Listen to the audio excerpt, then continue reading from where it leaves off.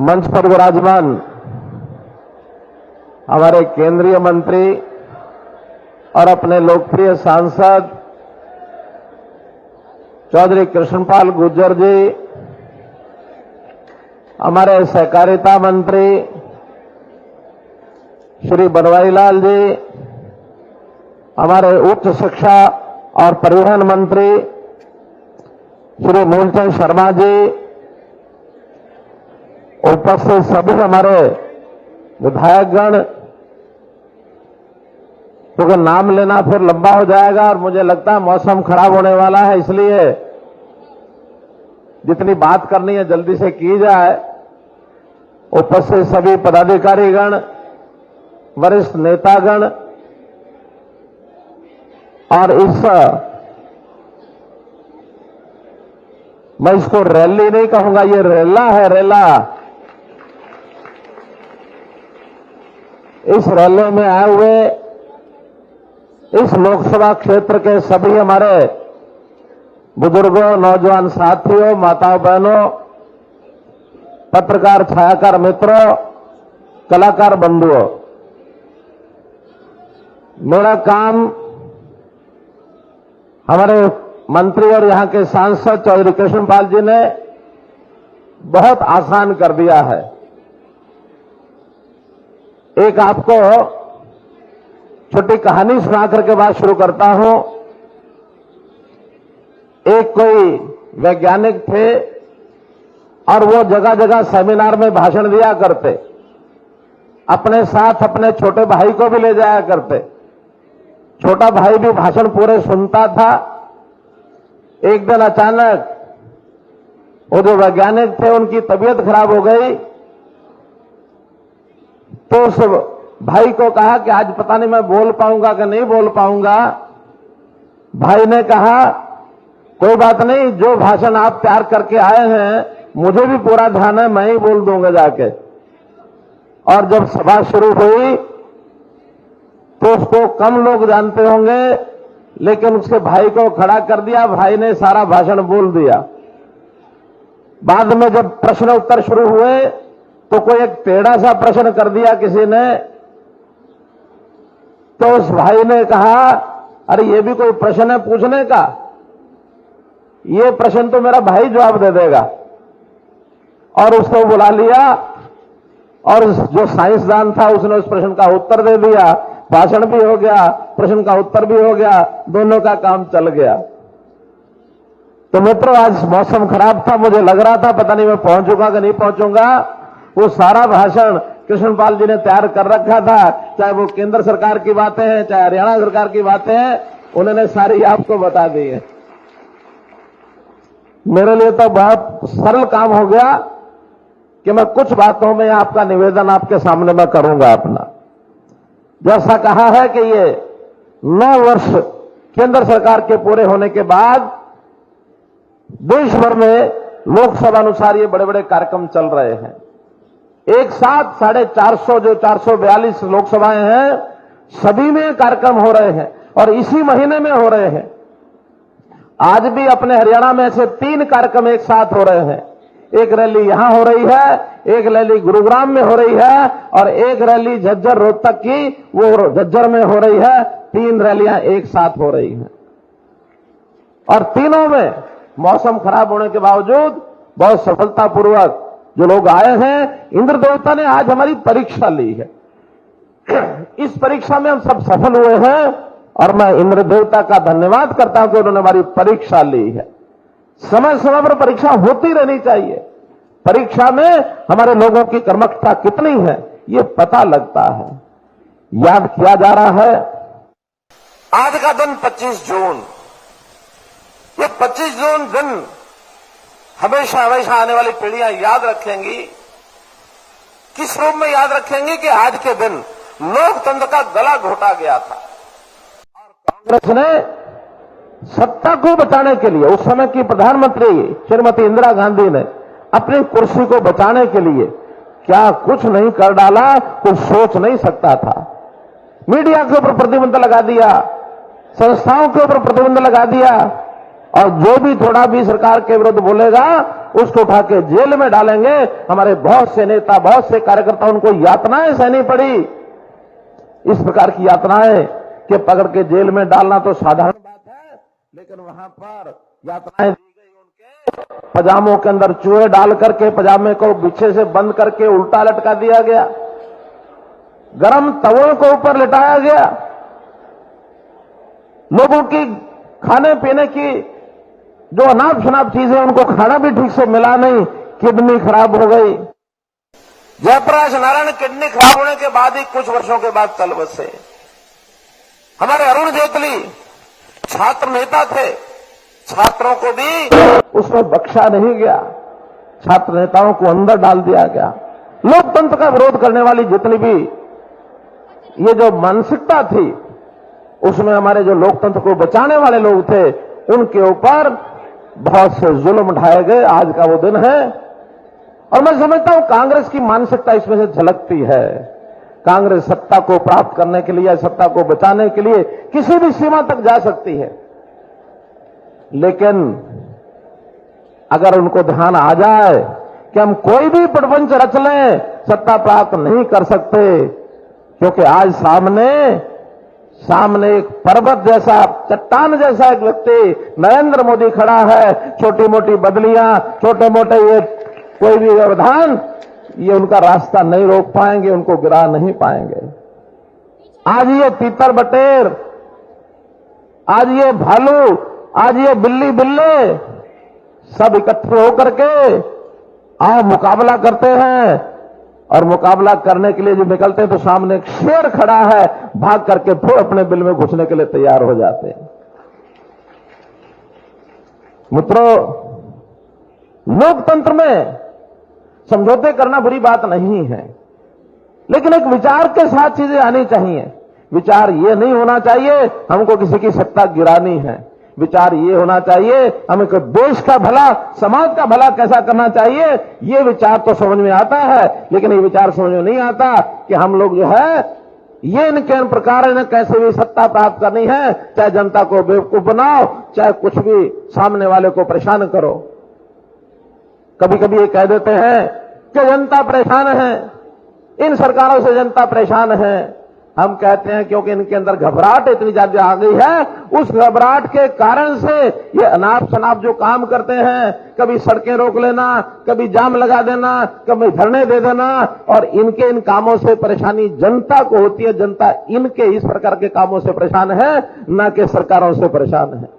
न वो केंद्र सरकार के किसी नीति से परेशान है, न वो हरियाणा सरकार की किसी नीति से परेशान है, बल्कि लोग दिनों दिन आगे बढ़ रहे हैं। हर प्रकार की सुविधा, जरा जोर से बोलेंगे मोदी मोदी, जोर से जो बोल रहे हैं बोल के दिखाओ।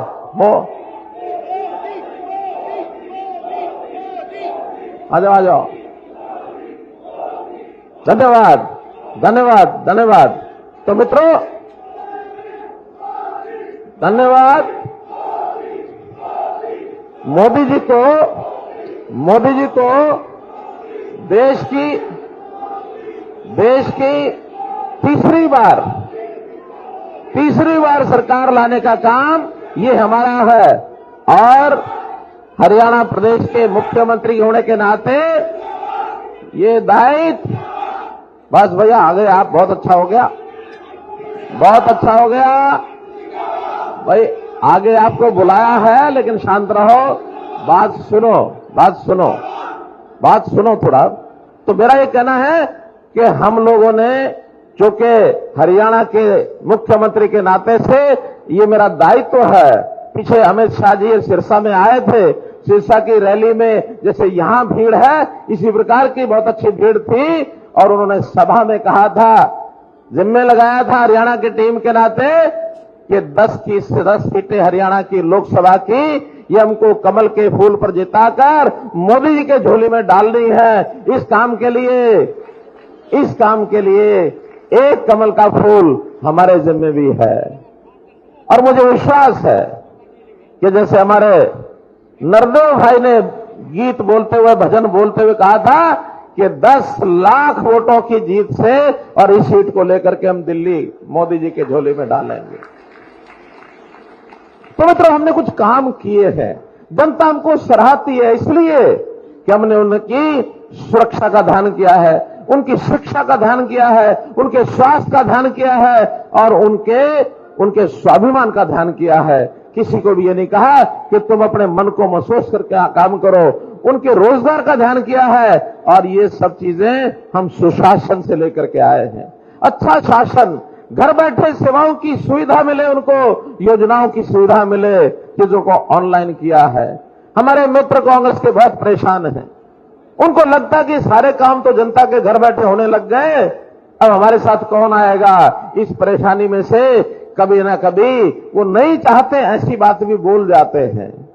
वो कहते हैं हम आएंगे, ये पोर्टल वोटल खत्म कर देंगे, हम आएंगे, ये परिवार पहचान पत्र खत्म कर देंगे, हम आएंगे, प्रॉपर्टी आईडी खत्म कर देंगे, हम आएंगे, मेरी फसल मेरा बोरा खत्म कर देंगे। मैं कहता हूं जितना ये ज्यादा बोलेंगे उतना इसका हमको लाभ होगा। क्यों लाभ होगा? वो इसलिए होगा कि जो चीजें ये बोल रहे हैं इसका जनता को बहुत लाभ मिल रहा है। आज वो समस्या खत्म हो गई कि हर छोटे से काम को लेकर के और व्यक्ति कहीं ना कहीं दफ्तर के चक्कर काटता था, हर काम को लेकर के नेताओं के चक्कर काटता था, हर काम को लेकर के चंडीगढ़ पहुंच जाता था। आज उसका काम घर बैठे होता है।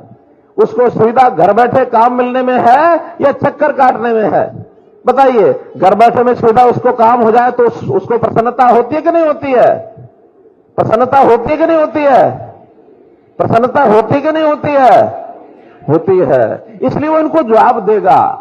कल ही मेरा एक कार्यक्रम चलता, आजकल शनिवार को शाम को 5 बजे मैं लगभग 10,000 लोगों से मोबाइल पर बात करता हूं और अभी तक 2 लाख से ऊपर लोगों से मैं बात कर चुका हूं। एक पलवल का ही एक व्यक्ति वो मुझे कहने लगा कि मैं अभी तक कांग्रेस का पूर्व सचिव था, रहा होगा कांग्रेस में कोई उसका दायित्व, लेकिन मैं आपकी इस कार्यशैली से इतना प्रसन्न हुआ हूं कि अब मैं कल ही जाकर के दीपक मंगला जी जाके मिलूंगा और मैं आपको सहयोग करूंगा, आपके साथ मिलकर करूंगा।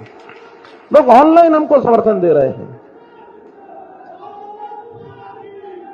हम लोग जनता में जाते हैं, अभी जनसंवाद के कार्यक्रम चल रहे हैं, गांव गांव मेरा जाना हो रहा है। हर गांव में जब जाके पूछते हैं आपको क्या काम अच्छा लगा, जितनी योजनाएं हमारी हैं सब एक से एक बढ़िया तारीफ करते हैं। नौकरियां हमने जिस प्रकार से दी हैं, बल्कि मैं शब्द वापस लेता हूं, हमने दी नहीं है।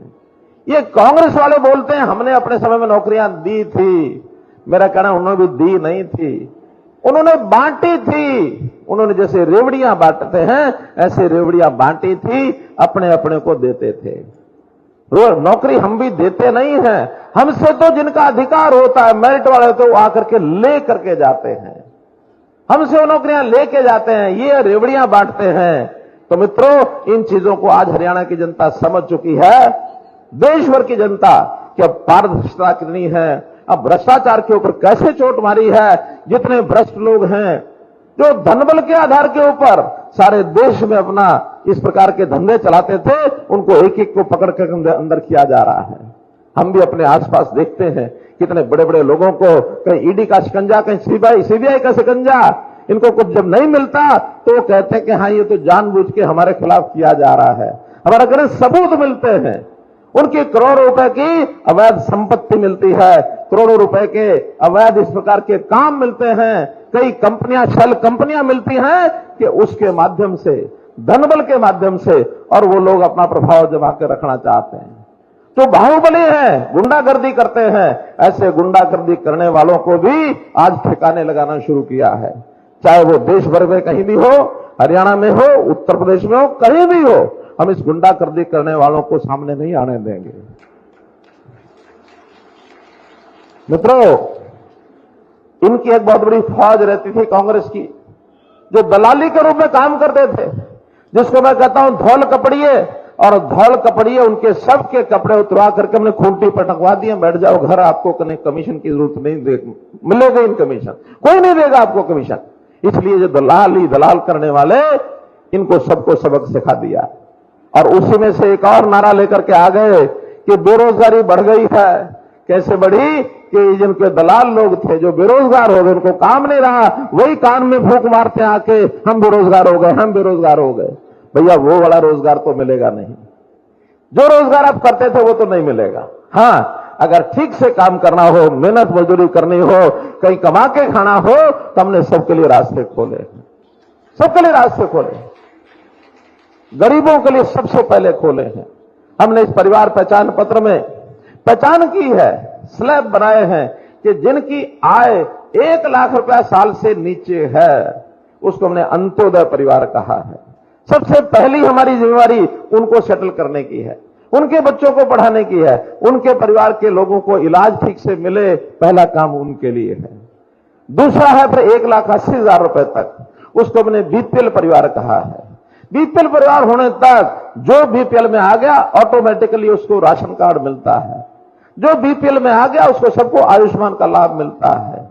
अब उसको कोई ना दरखास्त देनी है, ना दस्तावेज करने से लेके जाने हैं, ना कहीं फाइलें ढूंढनी है, ना कहीं दफ्तर में जाना है, उसको ऑटोमेटिकली परिवार पहचान पत्र के माध्यम से घर में लाभ पहुंचेगा।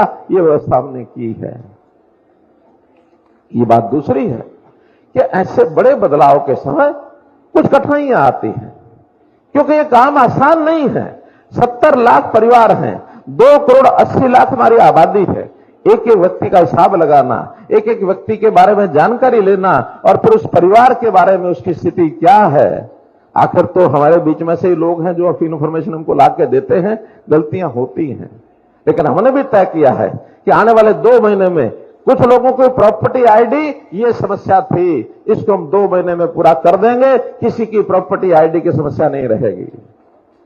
आने वाले 2 महीने में परिवार पहचान पत्र, इनकम का, राशन कार्ड का, पेंशन का, ऐसा कोई भी विषय होगा उसको समाप्त करने का काम ये हम करेंगे। सीधा मॉनिटरिंग मनोहर लाल ये करेगा, आपको आके बताएगा। आज एक भी व्यक्ति ऐसा परिवार पहचान पत्र की या इसकी आपकी आईडी, प्रॉपर्टी आईडी की कोई कमी रहे, खुले में आके घोषणा करूंगा कि आज जिस कमी हो आ जाओ मेरे पास, मिल के जाओ, मुझे जिसकी कमी रही है। सिर्फ 2 महीने का समय चाहिए। एक बहुत बड़ा अभियान चलाया और देश में कहीं नहीं है, केवल हरियाणा में चलाया और इससे सुविधाएं बहुत हो रही है। अब जो तंग करने वाले थे वो तंग हमको नहीं करेंगे। ये जो भ्रष्टाचार जगह जगह पनपता था उसको नहीं करेंगे। लेकिन 2 महीने जिनकी कोई कमी है उस कमी को ठीक कराने के लिए पैसा कोई ना दे। हम दिन रात लगे हैं, हमारे डिपार्टमेंट लगे, हमने स्पेशल उसमें आदमी लगाए हैं। 1000 आदमी अभी हमने अर्बन लोकल बॉडीज को कल से नए दिए हैं, घर घर जाकर के ये जो हमारा प्रॉपर्टी आईडी है इसकी कोई कमी है जाकर के पूछ के आओ, हम ठीक करेंगे।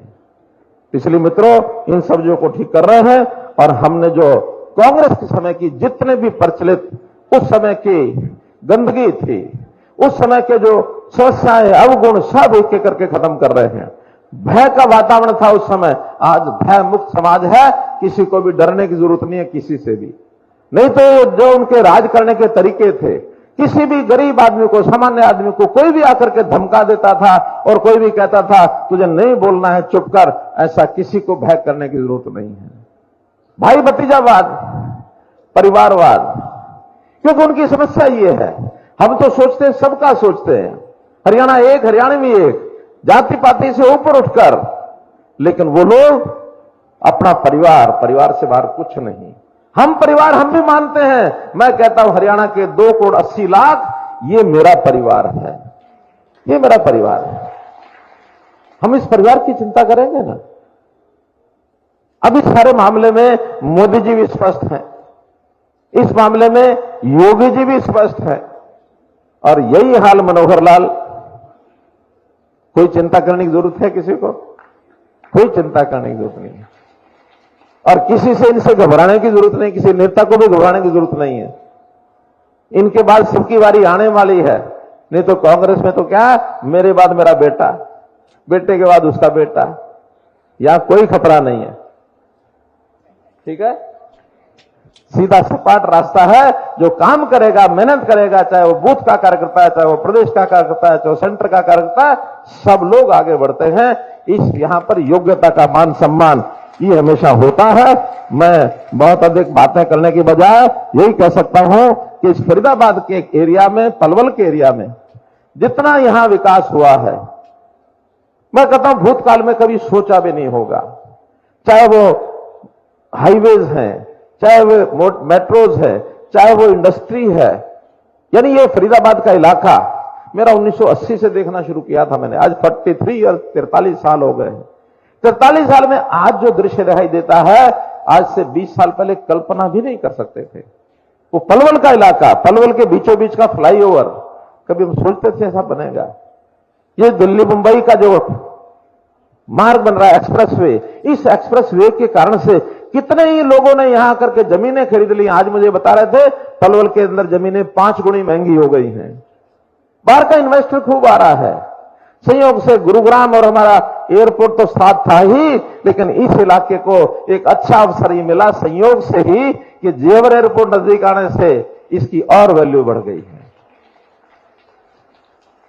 केंद्र की योजनाओं का भी बड़ा लाभ है, हरियाणा की योजनाओं का भी बड़ा लाभ है। विस्तार से हमारे कृष्णपाल जी ने आपको बता दिया है। मैं तो अंत में एक बात मुझे हमारे वो नरदेव भाई के गीत में आई थी।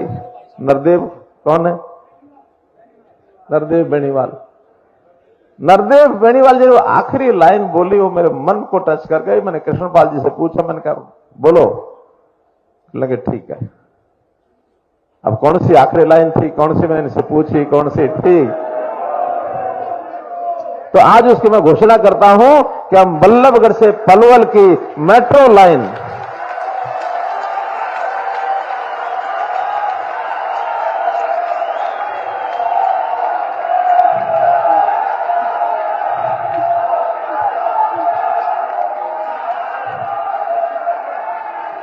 मित्रों बहुत जल्दी इस लाइन को स्वीकृति दिलवाकर और इस लाइन का काम शुरू कराया जाएगा।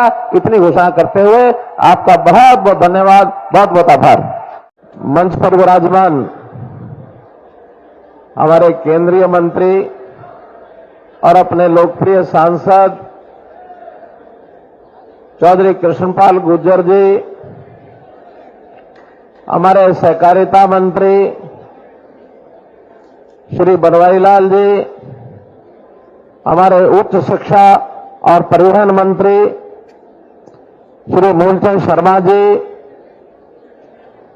उपस्थित सभी हमारे विधायकगण, क्योंकि नाम लेना फिर लंबा हो जाएगा और मुझे लगता है मौसम खराब होने वाला है, इसलिए जितनी बात करनी है जल्दी से की जाए। उपस्थित सभी पदाधिकारीगण, वरिष्ठ नेतागण और मैं इसको रैली नहीं कहूंगा, ये रेला है, रेला। इस रैली में आए हुए इस लोकसभा क्षेत्र के सभी हमारे बुजुर्गों, नौजवान साथियों, माताओं बहनों, पत्रकार छायाकार मित्रों, कलाकार बंधुओं, मेरा काम हमारे मंत्री और यहां के सांसद चौधरी कृष्णपाल जी ने बहुत आसान कर दिया है। एक आपको छोटी कहानी सुना करके बात शुरू करता हूं। एक कोई वैज्ञानिक थे और वो जगह जगह सेमिनार में भाषण दिया करते, अपने साथ अपने छोटे भाई को भी ले जाया करते। छोटा भाई भी भाषण पूरे सुनता था। एक दिन अचानक वो जो वैज्ञानिक थे उनकी तबीयत खराब हो गई, तो उस भाई को कहा कि आज पता नहीं मैं बोल पाऊंगा कि नहीं बोल पाऊंगा। भाई ने कहा कोई बात नहीं, जो भाषण आप तैयार करके आए हैं मुझे भी पूरा ध्यान है, मैं ही बोल दूंगा जाके। और जब सभा शुरू हुई तो उसको कम लोग जानते होंगे, लेकिन उसके भाई को खड़ा कर दिया, भाई ने सारा भाषण बोल दिया। बाद में जब प्रश्न उत्तर शुरू हुए तो कोई एक टेढ़ा सा प्रश्न कर दिया किसी ने, तो उस भाई ने कहा अरे ये भी कोई प्रश्न है पूछने का, ये प्रश्न तो मेरा भाई जवाब दे देगा। और उसको बुला लिया और जो साइंसदान था उसने उस प्रश्न का उत्तर दे दिया। भाषण भी हो गया, प्रश्न का उत्तर भी हो गया, दोनों का काम चल गया। तो मित्रों आज मौसम खराब था, मुझे लग रहा था पता नहीं मैं पहुंचूंगा कि नहीं पहुंचूंगा। वो सारा भाषण कृष्णपाल जी ने तैयार कर रखा था, चाहे वो केंद्र सरकार की बातें हैं, चाहे हरियाणा सरकार की बातें हैं, उन्होंने सारी आपको बता दी है। मेरे लिए तो बहुत सरल काम हो गया कि मैं कुछ बातों में आपका निवेदन आपके सामने मैं करूंगा अपना। जैसा कहा है कि ये 9 वर्ष केंद्र सरकार के पूरे होने के बाद देश भर में लोकसभा अनुसार ये बड़े बड़े कार्यक्रम चल रहे हैं। एक साथ 450 जो 442 लोकसभाएं हैं, सभी में कार्यक्रम हो रहे हैं और इसी महीने में हो रहे हैं। आज भी अपने हरियाणा में से 3 कार्यक्रम एक साथ हो रहे हैं। एक रैली यहां हो रही है, एक रैली गुरुग्राम में हो रही है और एक रैली झज्जर रोहतक की, वो झज्जर में हो रही है। 3 रैलियां एक साथ हो रही हैं और तीनों में मौसम खराब होने के बावजूद बहुत सफलतापूर्वक जो लोग आए हैं, इंद्र देवता ने आज हमारी परीक्षा ली है। इस परीक्षा में हम सब सफल हुए हैं और मैं इंद्र देवता का धन्यवाद करता हूं कि उन्होंने हमारी परीक्षा ली है। समय समय पर परीक्षा होती रहनी चाहिए। परीक्षा में हमारे लोगों की कर्मठता कितनी है ये पता लगता है। याद किया जा रहा है आज का दिन 25 जून, ये 25 जून दिन हमेशा हमेशा आने वाली पीढ़ियां याद रखेंगी। किस रूप में याद रखेंगी कि आज के दिन लोकतंत्र का गला घोटा गया था और कांग्रेस ने सत्ता को बचाने के लिए, उस समय की प्रधानमंत्री श्रीमती इंदिरा गांधी ने अपनी कुर्सी को बचाने के लिए क्या कुछ नहीं कर डाला, कुछ सोच नहीं सकता था। मीडिया के ऊपर प्रतिबंध लगा दिया, संस्थाओं के ऊपर प्रतिबंध लगा दिया और जो भी थोड़ा भी सरकार के विरुद्ध बोलेगा उसको उठा के जेल में डालेंगे। हमारे बहुत से नेता, बहुत से कार्यकर्ता, उनको यातनाएं सहनी पड़ी। इस प्रकार की यातनाएं कि पकड़ के जेल में डालना तो साधारण बात है, लेकिन वहां पर यातनाएं दी गई। उनके पजामों के अंदर चूहे डाल करके पजामे को पीछे से बंद करके उल्टा लटका दिया गया, गरम तवों को ऊपर लिटाया गया, लोगों की खाने पीने की जो अनाप शनाप चीजें उनको खाना भी ठीक से मिला नहीं, किडनी खराब हो गई। जयप्रकाश नारायण किडनी खराब होने के बाद ही कुछ वर्षों के बाद चल बसे। हमारे अरुण जेटली छात्र नेता थे, छात्रों को भी उसमें बख्शा नहीं गया, छात्र नेताओं को अंदर डाल दिया गया। लोकतंत्र का विरोध करने वाली जितनी भी ये जो मानसिकता थी, उसमें हमारे जो लोकतंत्र को बचाने वाले लोग थे उनके ऊपर बहुत से जुल्म ढाए गए। आज का वो दिन है और मैं समझता हूं कांग्रेस की मानसिकता इसमें से झलकती है। कांग्रेस सत्ता को प्राप्त करने के लिए, सत्ता को बचाने के लिए किसी भी सीमा तक जा सकती है, लेकिन अगर उनको ध्यान आ जाए कि हम कोई भी प्रपंच रच लें, सत्ता प्राप्त नहीं कर सकते, क्योंकि आज सामने एक पर्वत जैसा, चट्टान जैसा एक व्यक्ति नरेंद्र मोदी खड़ा है। छोटी मोटी बदलियां, छोटे मोटे ये कोई भी व्यवधान, ये उनका रास्ता नहीं रोक पाएंगे, उनको गिरा नहीं पाएंगे। आज ये तीतर बटेर, आज ये भालू, आज ये बिल्ली बिल्ले सब इकट्ठे होकर के आओ मुकाबला करते हैं और मुकाबला करने के लिए जो निकलते हैं तो सामने एक शेर खड़ा है, भाग करके फिर अपने बिल में घुसने के लिए तैयार हो जाते हैं। मित्रों, लोकतंत्र में समझौते करना बुरी बात नहीं है, लेकिन एक विचार के साथ चीजें आनी चाहिए। विचार ये नहीं होना चाहिए हमको किसी की सत्ता गिरानी है, विचार ये होना चाहिए हमें देश का भला, समाज का भला कैसा करना चाहिए। ये विचार तो समझ में आता है, लेकिन ये विचार समझ में नहीं आता कि हम लोग जो है ये इनके प्रकार इन्हें कैसे भी सत्ता प्राप्त करनी है, चाहे जनता को बेवकूफ बनाओ, चाहे कुछ भी सामने वाले को परेशान करो। कभी कभी ये कह देते हैं कि जनता परेशान है, इन सरकारों से जनता परेशान है। हम कहते हैं क्योंकि इनके अंदर घबराहट इतनी ज्यादा आ गई है, उस घबराहट के कारण से ये अनाप शनाप जो काम करते हैं, कभी सड़कें रोक लेना, कभी जाम लगा देना, कभी धरने दे देना, और इनके इन कामों से परेशानी जनता को होती है। जनता इनके इस प्रकार के कामों से परेशान है, न कि सरकारों से परेशान है, न वो केंद्र सरकार के किसी नीति से परेशान है, ना वो हरियाणा सरकार की किसी नीति से परेशान है, बल्कि लोग दिनों दिन आगे बढ़ रहे हैं। हर प्रकार की सुविधा, जरा जोर से बोलेंगे मोदी मोदी, जोर से जो बोल रहे हैं बोल के दिखाओ।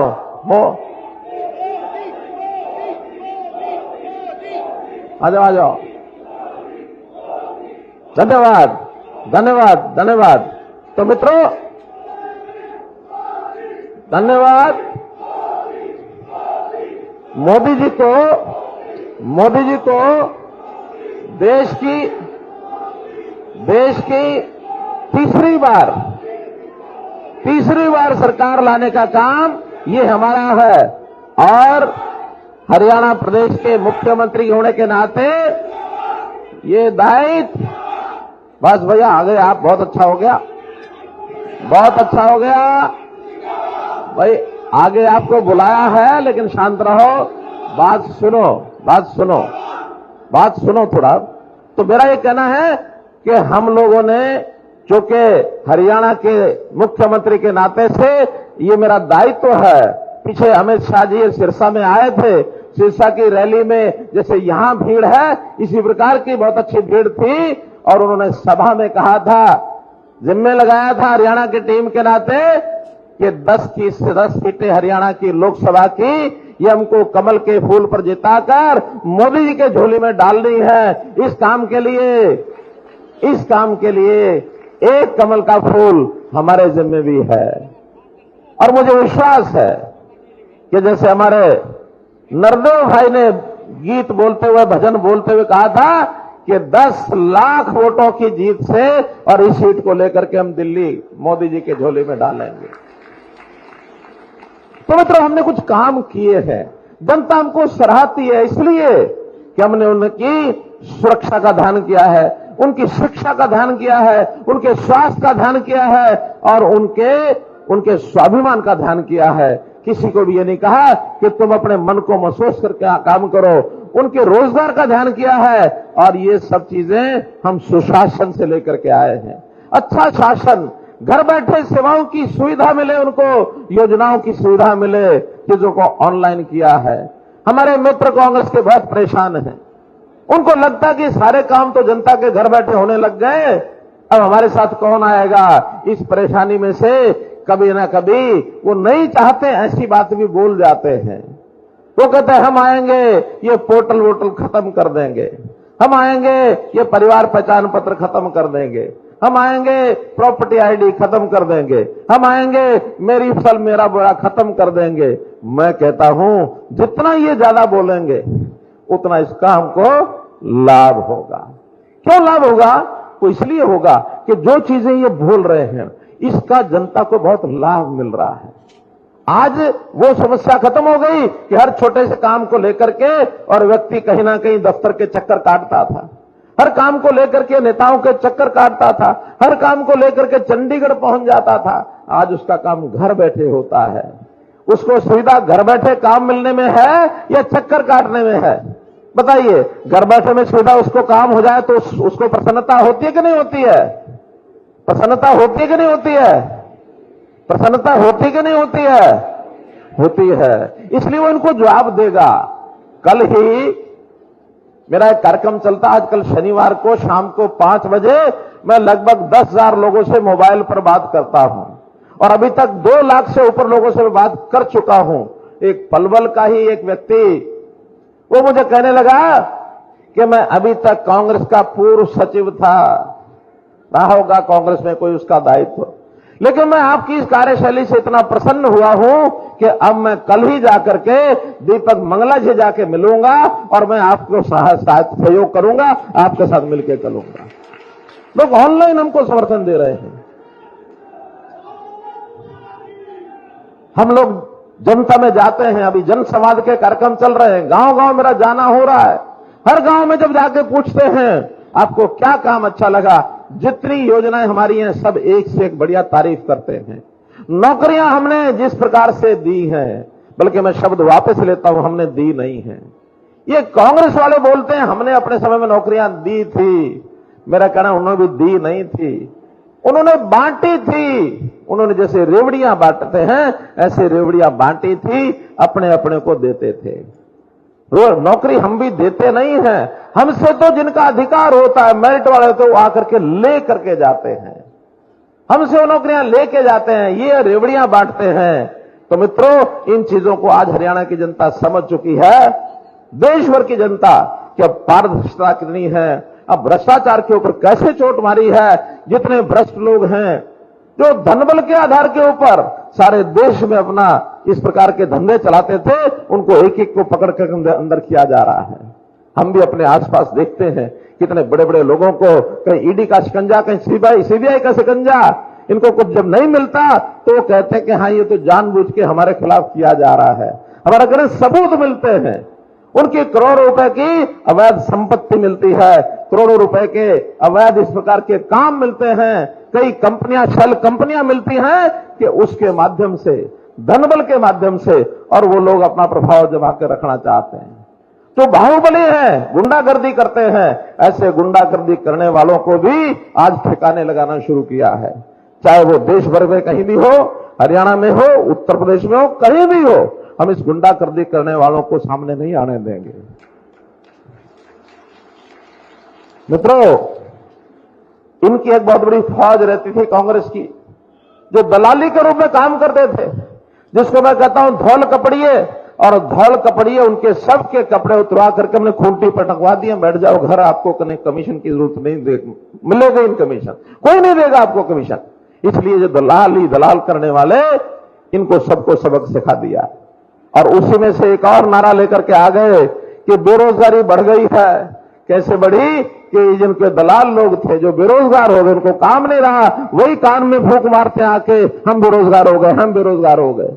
भैया वो वाला रोजगार तो मिलेगा नहीं, जो रोजगार आप करते थे वो तो नहीं मिलेगा। हाँ, अगर ठीक से काम करना हो, मेहनत मजदूरी करनी हो, कहीं कमा के खाना हो, तो हमने सबके लिए रास्ते खोले, सबके लिए रास्ते खोले, गरीबों के लिए सबसे पहले खोले हैं। हमने इस परिवार पहचान पत्र में पहचान की है, स्लैब बनाए हैं कि जिनकी आय 1 लाख रुपया साल से नीचे है, उसको हमने अंत्योदय परिवार कहा है। सबसे पहली हमारी जिम्मेवारी उनको सेटल करने की है, उनके बच्चों को पढ़ाने की है, उनके परिवार के लोगों को इलाज ठीक से मिले, पहला काम उनके लिए है। दूसरा है फिर 1,80,000 रुपए तक, उसको हमने बीपीएल परिवार कहा है। बीपीएल परिवार होने तक जो बीपीएल में आ गया ऑटोमेटिकली उसको राशन कार्ड मिलता है, जो बीपीएल में आ गया उसको सबको आयुष्मान का लाभ मिलता है।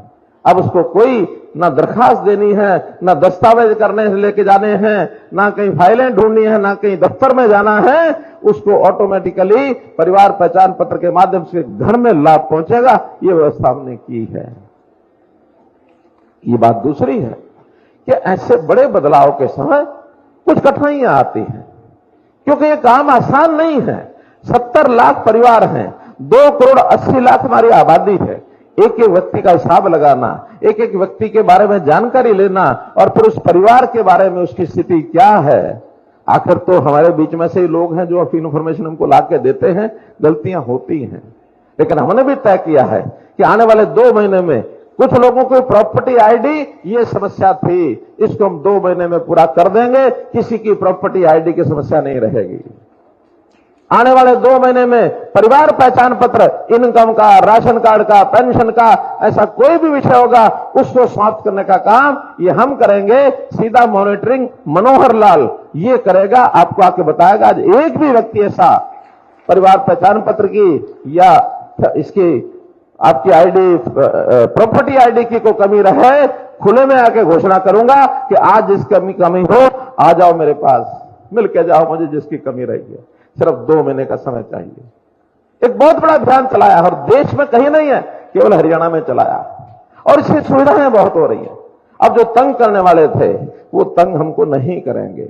ये जो भ्रष्टाचार जगह जगह पनपता था उसको नहीं करेंगे। लेकिन 2 महीने जिनकी कोई कमी है, उस कमी को ठीक कराने के लिए पैसा कोई ना दे। हम दिन रात लगे हैं, हमारे डिपार्टमेंट लगे, हमने स्पेशल उसमें आदमी लगाए हैं। 1000 आदमी अभी हमने अर्बन लोकल बॉडीज को कल से नए दिए हैं, घर घर जाकर के ये जो हमारा प्रॉपर्टी आईडी है इसकी कोई कमी है जाकर के पूछ के आओ। हम ठीक करेंगे। इसलिए मित्रों, इन सब्जियों को ठीक कर रहे हैं। और हमने जो कांग्रेस के समय की जितने भी प्रचलित उस समय की गंदगी थी, उस समय के जो समस्याएं, अवगुण, सब एक एक करके खत्म कर रहे हैं। भय का वातावरण था उस समय, आज भय मुक्त समाज है। किसी को भी डरने की जरूरत नहीं है, किसी से भी नहीं। तो जो उनके राज करने के तरीके थे, किसी भी गरीब आदमी को, सामान्य आदमी को कोई भी आकर के धमका देता था और कोई भी कहता था तुझे नहीं बोलना है, चुप कर, ऐसा किसी को भय करने की जरूरत नहीं है। भाई भतीजावाद, परिवारवाद, क्योंकि उनकी समस्या ये है। हम तो सोचते हैं, सबका सोचते हैं, हरियाणा एक, हरियाणा में एक, जाति पाति से ऊपर उठकर, लेकिन वो लोग अपना परिवार, परिवार से बाहर कुछ नहीं। हम परिवार हम भी मानते हैं। मैं कहता हूं हरियाणा के 2,80,00,000 ये मेरा परिवार है, ये मेरा परिवार है। हम इस परिवार की चिंता करेंगे ना।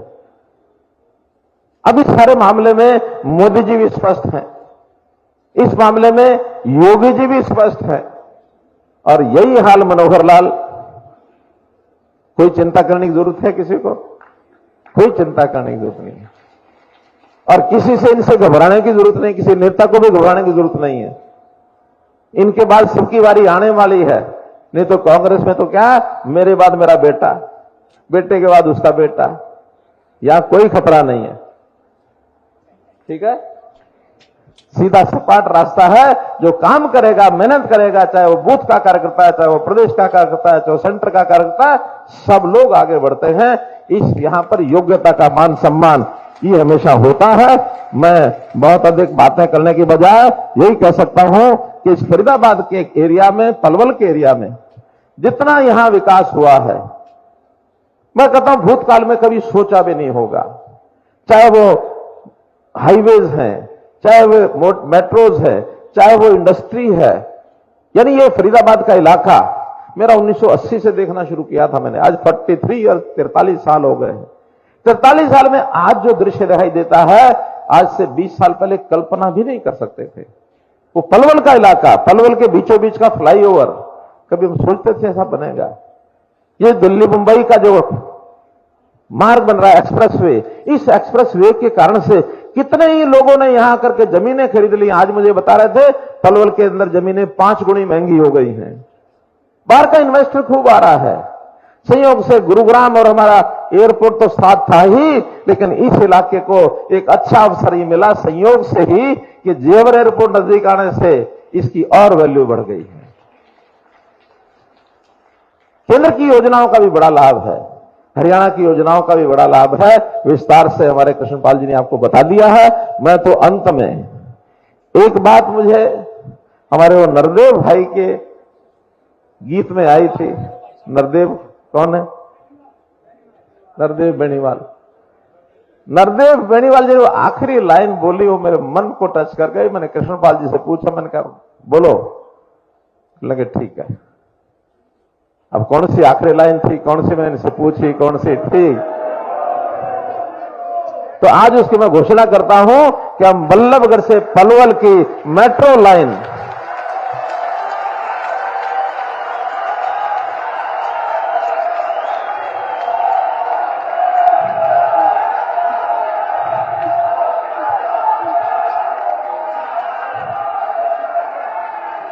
मित्रों बहुत जल्दी इस लाइन को स्वीकृति दिलवाकर और इस लाइन का काम शुरू कराया जाएगा। इतनी घोषणा करते हुए आपका बहुत बहुत धन्यवाद, बहुत बहुत आभार। मंच पर विराजमान हमारे केंद्रीय मंत्री और अपने लोकप्रिय सांसद चौधरी कृष्णपाल गुर्जर जी, हमारे सहकारिता मंत्री श्री बनवारी लाल जी, हमारे उच्च शिक्षा और परिवहन मंत्री श्री मूलचंद शर्मा जी, उपस्थित सभी हमारे विधायकगण, क्योंकि नाम लेना फिर लंबा हो जाएगा और मुझे लगता है मौसम खराब होने वाला है, इसलिए जितनी बात करनी है जल्दी से की जाए। उपस्थित सभी पदाधिकारीगण, वरिष्ठ नेतागण और इस मैं इसको रैली नहीं कहूंगा, ये रेला है, रेला। इस रैली में आए हुए इस लोकसभा क्षेत्र के सभी हमारे बुजुर्गों, नौजवान साथियों, माताओं बहनों, पत्रकार छायाकार मित्रों, कलाकार बंधुओं, मेरा काम हमारे मंत्री और यहां के सांसद चौधरी कृष्णपाल जी ने बहुत आसान कर दिया है। एक आपको छोटी कहानी सुनाकर के बात शुरू करता हूं। एक कोई वैज्ञानिक थे और वो जगह जगह सेमिनार में भाषण दिया करते, अपने साथ अपने छोटे भाई को भी ले जाया करते। छोटा भाई भी भाषण पूरे सुनता था। एक दिन अचानक वो जो वैज्ञानिक थे उनकी तबीयत खराब हो गई, तो उस भाई को कहा कि आज पता नहीं मैं बोल पाऊंगा कि नहीं बोल पाऊंगा। भाई ने कहा कोई बात नहीं, जो भाषण आप तैयार करके आए हैं मुझे भी पूरा ध्यान है, मैं ही बोल दूंगा जाके। और जब सभा शुरू हुई तो उसको कम लोग जानते होंगे, लेकिन उसके भाई को खड़ा कर दिया, भाई ने सारा भाषण बोल दिया।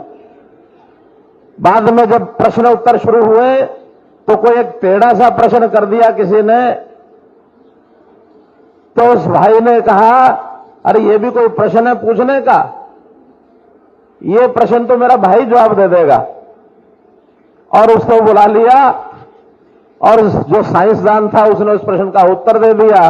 भाषण भी हो गया, प्रश्न का उत्तर भी हो गया, दोनों का काम चल गया। तो मित्रों, आज मौसम खराब था, मुझे लग रहा था पता नहीं मैं पहुंचूंगा कि नहीं पहुंचूंगा। वो सारा भाषण कृष्णपाल जी ने तैयार कर रखा था, चाहे वो केंद्र सरकार की बातें हैं, चाहे हरियाणा सरकार की बातें हैं, उन्होंने सारी आपको बता दी है। मेरे लिए तो बहुत सरल काम हो गया कि मैं कुछ बातों में आपका निवेदन आपके सामने मैं करूंगा अपना। जैसा कहा है कि ये 9 वर्ष केंद्र सरकार के पूरे होने के बाद देश भर में लोकसभा अनुसार ये बड़े बड़े कार्यक्रम चल रहे हैं। एक साथ 450 जो 442 लोकसभाएं हैं, सभी में कार्यक्रम हो रहे हैं और इसी महीने में हो रहे हैं। आज भी अपने हरियाणा में ऐसे 3 कार्यक्रम एक साथ हो रहे हैं। एक रैली यहां हो रही है, एक रैली गुरुग्राम में हो रही है और एक रैली झज्जर रोहतक की, वो झज्जर में हो रही है। 3 रैलियां एक साथ हो रही हैं और तीनों में मौसम खराब होने के बावजूद बहुत सफलतापूर्वक जो लोग आए हैं, इंद्र देवता ने आज हमारी परीक्षा ली है। इस परीक्षा में हम सब सफल हुए हैं और मैं इंद्र देवता का धन्यवाद करता हूं कि उन्होंने हमारी परीक्षा ली है। समय समय पर परीक्षा होती रहनी चाहिए। परीक्षा में हमारे लोगों की कर्मठता कितनी है ये पता लगता है। याद किया जा रहा है आज का दिन 25 जून। ये 25 जून दिन हमेशा हमेशा आने वाली पीढ़ियां याद रखेंगी। किस रूप में याद रखेंगी कि आज के दिन लोकतंत्र का गला घोटा गया था और कांग्रेस ने सत्ता को बचाने के लिए, उस समय की प्रधानमंत्री श्रीमती इंदिरा गांधी ने अपनी कुर्सी को बचाने के लिए क्या कुछ नहीं कर डाला, कुछ सोच नहीं सकता था। मीडिया के ऊपर प्रतिबंध लगा दिया, संस्थाओं के ऊपर प्रतिबंध लगा दिया और जो भी थोड़ा भी सरकार के विरुद्ध बोलेगा उसको उठा के जेल में डालेंगे। हमारे बहुत से नेता, बहुत से कार्यकर्ता, उनको यातनाएं सहनी पड़ी।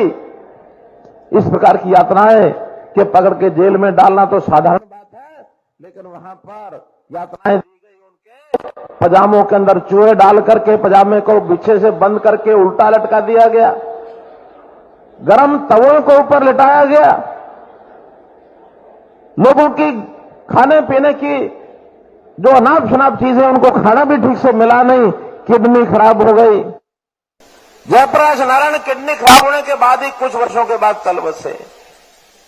हमारे अरुण जेटली छात्र नेता थे, छात्रों को भी उसमें बख्शा नहीं गया, छात्र नेताओं को अंदर डाल दिया गया। लोकतंत्र का विरोध करने वाली जितनी भी ये जो मानसिकता थी, उसमें हमारे जो लोकतंत्र को बचाने वाले लोग थे, उनके ऊपर बहुत से जुल्म उठाए गए। आज का वो दिन है और मैं समझता हूं कांग्रेस की मानसिकता इसमें से झलकती है।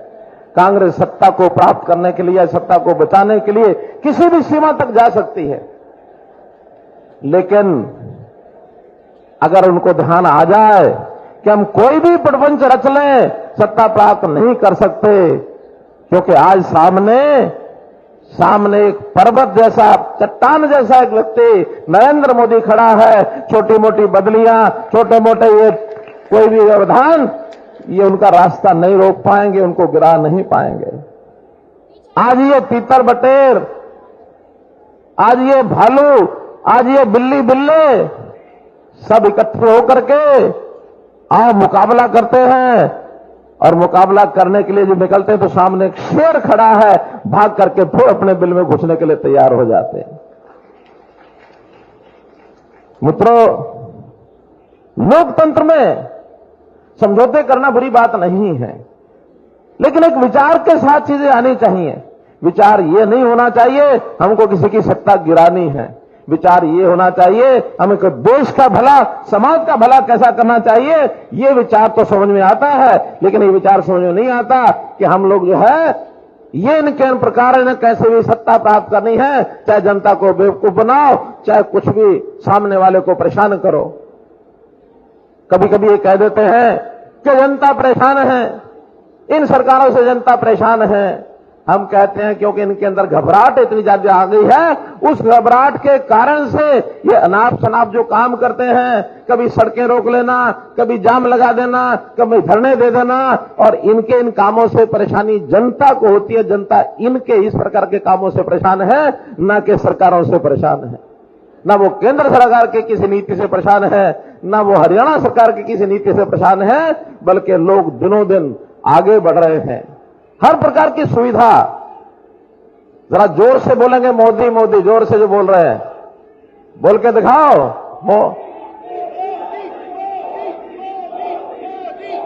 आ जाओ आ जाओ। धन्यवाद धन्यवाद धन्यवाद। तो मित्रों, धन्यवाद। मोदी जी को देश की तीसरी बार सरकार लाने का काम ये हमारा है, और हरियाणा प्रदेश के मुख्यमंत्री होने के नाते ये दायित्व, बस भैया आ गए आप, बहुत अच्छा हो गया, बहुत अच्छा हो गया भाई। आगे आपको बुलाया है, लेकिन शांत रहो, बात सुनो थोड़ा। तो मेरा ये कहना है कि हम लोगों ने, चूंकि हरियाणा के मुख्यमंत्री के नाते से ये मेरा दायित्व है। पीछे अमित शाह जी सिरसा में आए थे, सिरसा की रैली में जैसे यहां भीड़ है, इसी प्रकार की बहुत अच्छी भीड़ थी, और उन्होंने सभा में कहा था, जिम्मे लगाया था हरियाणा की टीम के नाते कि 10 सीटें हरियाणा की लोकसभा की ये हमको कमल के फूल पर जिताकर मोदी जी के झोली में डालनी है। इस काम के लिए एक कमल का फूल हमारे जिम्मे भी है। और मुझे विश्वास है कि जैसे हमारे नरदेव भाई ने गीत बोलते हुए, भजन बोलते हुए कहा था कि 10 लाख वोटों की जीत से और इस सीट को लेकर के हम दिल्ली मोदी जी के झोली में डालेंगे। तो मित्रों, हमने कुछ काम किए हैं, जनता हमको सराहती है, इसलिए कि हमने उनकी सुरक्षा का ध्यान किया है, उनकी शिक्षा का ध्यान किया है, उनके स्वास्थ्य का ध्यान किया है, और उनके स्वाभिमान का ध्यान किया है। किसी को भी ये नहीं कहा कि तुम अपने मन को महसूस करके काम करो। उनके रोजगार का ध्यान किया है, और ये सब चीजें हम सुशासन से लेकर के आए हैं। अच्छा शासन, घर बैठे सेवाओं की सुविधा मिले, उनको योजनाओं की सुविधा मिले, चीजों को ऑनलाइन किया है। हमारे मित्र कांग्रेस के बहुत परेशान हैं, उनको लगता कि सारे काम तो जनता के घर बैठे होने लग गए, अब हमारे साथ कौन आएगा। इस परेशानी में से कभी ना कभी वो नहीं चाहते, ऐसी बात भी बोल जाते हैं। वो कहते हैं हम आएंगे, ये पोर्टल वोटल खत्म कर देंगे, हम आएंगे, ये परिवार पहचान पत्र खत्म कर देंगे, हम आएंगे, प्रॉपर्टी आईडी खत्म कर देंगे, हम आएंगे, मेरी फसल मेरा बोरा खत्म कर देंगे। मैं कहता हूं जितना ये ज्यादा बोलेंगे उतना इसका हमको लाभ होगा। क्यों लाभ होगा? तो इसलिए होगा कि जो चीजें ये बोल रहे हैं इसका जनता को बहुत लाभ मिल रहा है। आज वो समस्या खत्म हो गई कि हर छोटे से काम को लेकर के और व्यक्ति कहीं ना कहीं दफ्तर के चक्कर काटता था, हर काम को लेकर के नेताओं के चक्कर काटता था, हर काम को लेकर के चंडीगढ़ पहुंच जाता था। आज उसका काम घर बैठे होता है। उसको सुविधा घर बैठे काम मिलने में है या चक्कर काटने में है? बताइए, घर बैठे में सुविधा उसको काम हो जाए तो उसको प्रसन्नता होती है कि नहीं होती है? प्रसन्नता होती है कि नहीं होती है? प्रसन्नता होती कि नहीं होती है? होती है। इसलिए वो इनको जवाब देगा। कल ही मेरा एक कार्यक्रम चलता है, आजकल शनिवार को शाम को 5 बजे मैं लगभग 10,000 लोगों से मोबाइल पर बात करता हूं और अभी तक 2 लाख से ऊपर लोगों से बात कर चुका हूं। एक पलवल का ही एक व्यक्ति वो मुझे कहने लगा कि मैं अभी तक कांग्रेस का पूर्व सचिव था, रहा होगा कांग्रेस में कोई उसका दायित्व, लेकिन मैं आपकी इस कार्यशैली से इतना प्रसन्न हुआ हूं कि अब मैं कल ही जाकर के दीपक मंगला जी जाके मिलूंगा और मैं आपको सहयोग करूंगा, आपके साथ मिलकर चलूंगा। लोग ऑनलाइन हमको समर्थन दे रहे हैं। हम लोग जनता में जाते हैं, अभी जनसंवाद के कार्यक्रम चल रहे हैं, गांव गांव मेरा जाना हो रहा है। हर गांव में जब जाके पूछते हैं आपको क्या काम अच्छा लगा, जितनी योजनाएं हमारी हैं सब एक से एक बढ़िया तारीफ करते हैं। नौकरियां हमने जिस प्रकार से दी हैं, बल्कि मैं शब्द वापस लेता हूं, हमने दी नहीं है। ये कांग्रेस वाले बोलते हैं हमने अपने समय में नौकरियां दी थी। मेरा कहना उन्होंने भी दी नहीं थी, उन्होंने बांटी थी। उन्होंने जैसे रेवड़ियां बांटते हैं ऐसे रेवड़ियां बांटी थी, अपने अपने को देते थे। नौकरी हम भी देते नहीं हैं, हमसे तो जिनका अधिकार होता है मेरिट वाले तो वो आकर के ले करके जाते हैं, हमसे वो नौकरियां लेके जाते हैं, ये रेवड़ियां बांटते हैं। तो मित्रों, इन चीजों को आज हरियाणा की जनता समझ चुकी है, देश भर की जनता, कि अब पारदर्शिता कितनी है, अब भ्रष्टाचार के ऊपर कैसे चोट मारी है। जितने भ्रष्ट लोग हैं जो धनबल के आधार के ऊपर सारे देश में अपना इस प्रकार के धंधे चलाते थे, उनको एक एक को पकड़ कर अंदर किया जा रहा है। हम भी अपने आसपास देखते हैं कितने बड़े बड़े लोगों को, कहीं ईडी का शिकंजा, कहीं सीबीआई का शिकंजा, इनको कुछ जब नहीं मिलता तो वो कहते हैं कि हाँ ये तो जानबूझ के हमारे खिलाफ किया जा रहा है।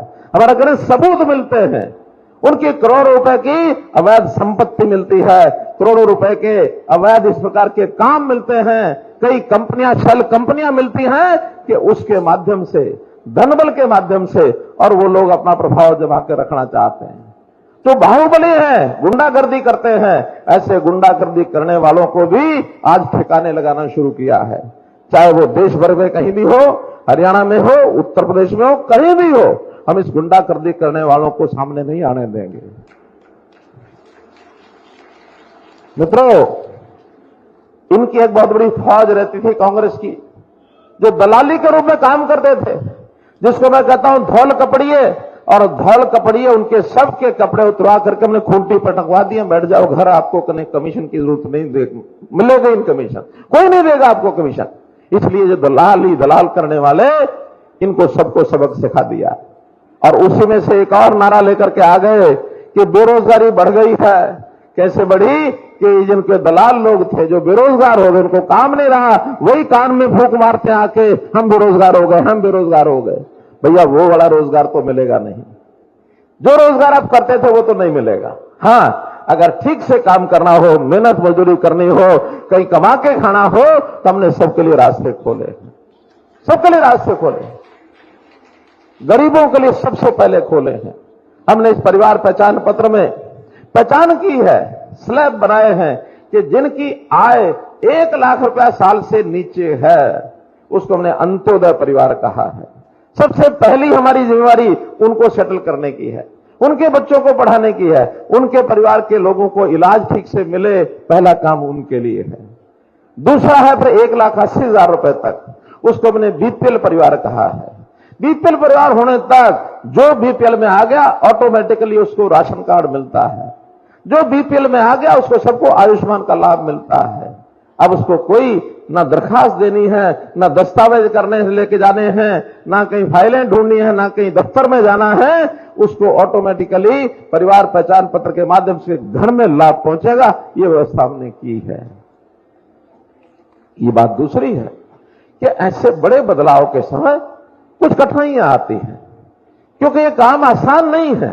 70 लाख परिवार हैं, 2 करोड़ 80 लाख हमारी आबादी है।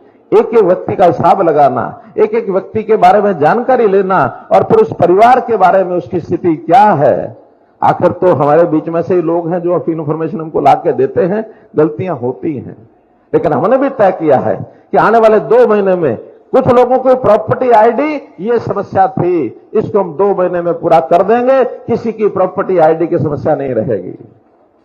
आने वाले 2 महीने में परिवार पहचान पत्र, इनकम का, राशन कार्ड का, पेंशन का, ऐसा कोई भी विषय होगा उसको समाप्त करने का काम ये हम करेंगे। सीधा मॉनिटरिंग मनोहर लाल ये करेगा, आपको आके बताएगा। आज एक भी व्यक्ति ऐसा परिवार पहचान पत्र की या इसकी आपकी आईडी, प्रॉपर्टी आईडी की कोई कमी रहे, खुले में आके घोषणा करूंगा कि आज जिस कमी हो आ जाओ मेरे पास, मिल के जाओ मुझे जिसकी कमी रही है।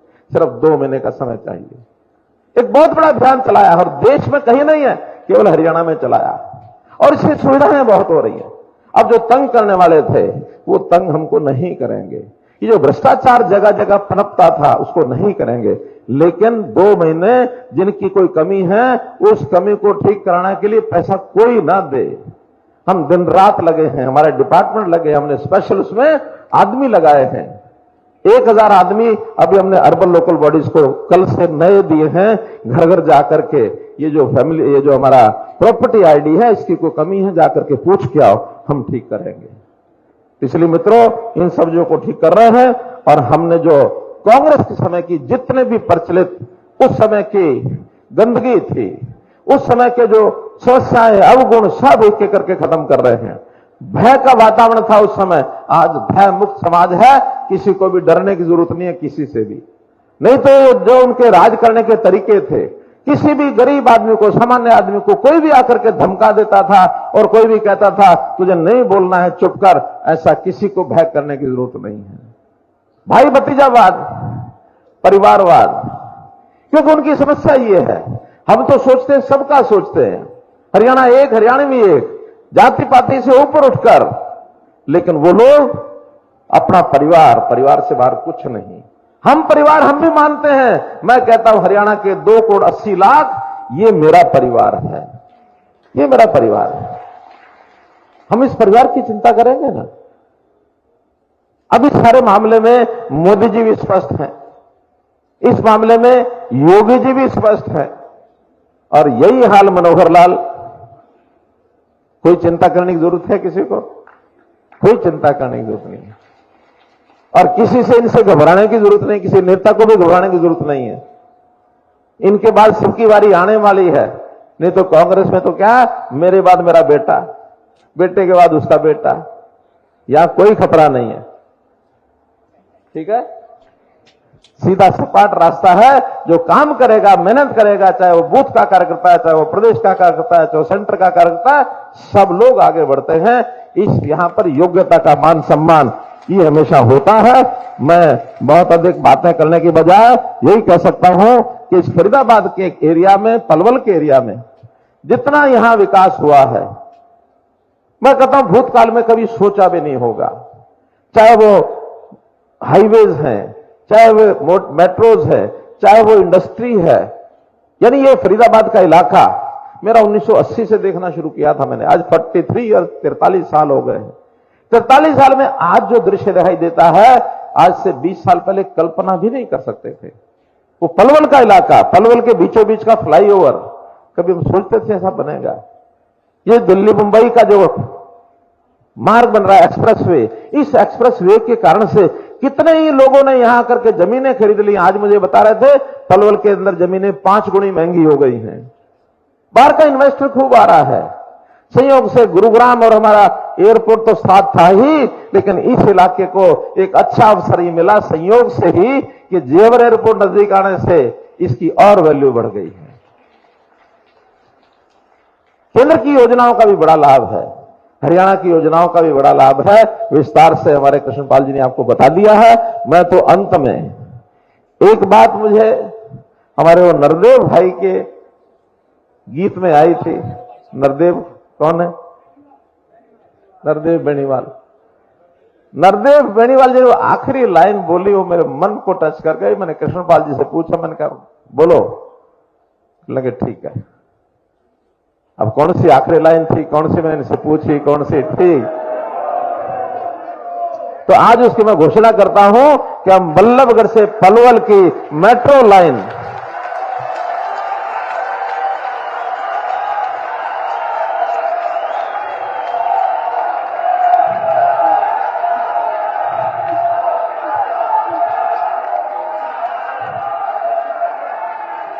मित्रों बहुत जल्दी इस लाइन को स्वीकृति दिलवाकर और इस लाइन का काम शुरू कराया जाएगा। इतनी घोषणा करते हुए आपका बहुत बहुत धन्यवाद, बहुत बहुत आभार।